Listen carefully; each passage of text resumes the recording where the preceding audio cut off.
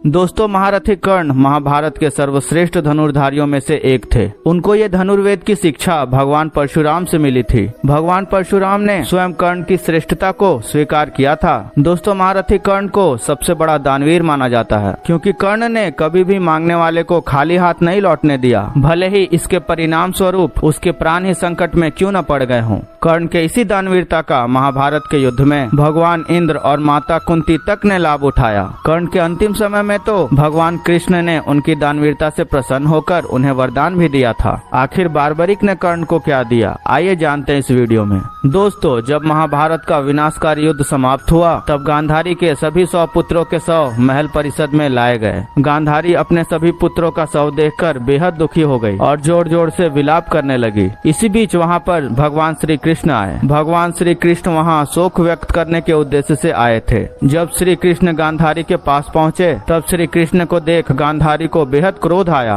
विलाप कर रही गांधारी ने रोते रोते श्री कृष्ण से कहा, ये सब तुम्हारा ही किया धरा है वासुदेव। तुमने छल से मेरे सभी पुत्रों को मरवा दिया। मैंने प्रयास भी किया कि मेरा एक पुत्र दुर्योधन जीवित रह जाए, लेकिन तुमने मेरे उस प्रयास को भी विफल कर दिया। यहाँ तक कि मेरे पुत्र दुर्योधन का सबसे प्रिय मित्र सूर्यपुत्र कर्ण, जिसका पांडवों ने हर समय हर एक स्थान पर बार बार सूत पुत्र कहकर उसके जन्म और जाति का मजाक उड़ाया, उसे भी तुमने छल से मरवा दिया। क्या थोड़ी सी भी दया नहीं आई वासुदेव? इसके बाद गांधारी ने श्री कृष्ण से कहा कि श्री कृष्ण, अगर तुम चाहते तो ये विनाशकारी युद्ध को टाला जा सकता था, लेकिन तुमने ऐसा नहीं किया। मैं तुम्हें इस कृत्य के लिए कभी भी माफ नहीं करूंगी वासुदेव। श्री कृष्ण अपने दोनों हाथों को जोड़कर गांधारी की सारी बातों को धैर्य पूर्वक सुन रहे थे। फिर क्रोधित गांधारी ने भगवान श्री कृष्ण को श्राप दिया। उसने कहा कि श्री कृष्ण, जिस तरह मेरे वंश का नाश हुआ है, उसी प्रकार तुम्हारे यादव कुल का भी विनाश होगा। ये सब सुनने के बाद श्री कृष्ण गांधारी से कहते हैं, मुझे माफ करे माता, किंतु आपको ज्ञात है कि इस युद्ध का असली सच क्या है? मेरे साथ चलिए माता उस कुरुक्षेत्र की भूमि पर, जिस पर ये महाभारत का विनाशकारी युद्ध हुआ।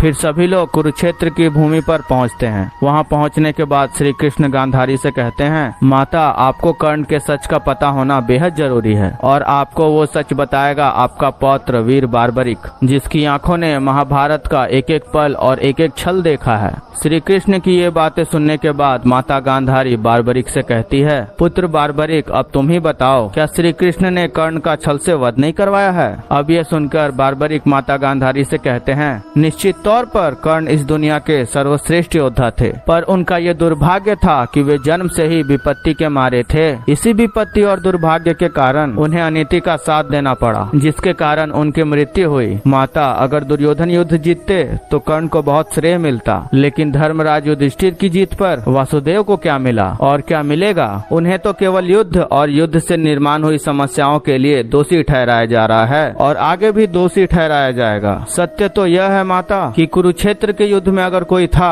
तो केवल एक ही पुरुष, वासुदेव कृष्ण। कर्ण के रूप में वासुदेव ने ही सारे दान किए, और कर्ण के रूप में वासुदेव ही मृत्यु को प्राप्त हुए। जिस पर प्रहार हुए वो वासुदेव ही थे, और जिसने प्रहार किया वो भी वासुदेव ही थे। उनके अतिरिक्त कुरुक्षेत्र के युद्ध में कोई उपस्थित नहीं था। लेकिन मृत्यु लोक हो या स्वर्ग लोक हो, जब भी वीरों और महावीरों की सभा में किसी वीर का नाम लिया जाएगा तो सभी वीर खड़े होकर कर्ण के नाम की ही जय जयकार करेंगे। ये सब सुनकर माता गांधारी को समझ आ जाता है कि ये सब भगवान श्री कृष्ण की ही लीला थी, और श्री कृष्ण ही साक्षात भगवान है। इसके बाद माता गांधारी श्री कृष्ण से अपनी गलतियों के लिए माफी मांगती है। दोस्तों, इसके बारे में आपका क्या ख्याल है, हमें कमेंट करके जरूर बताइएगा।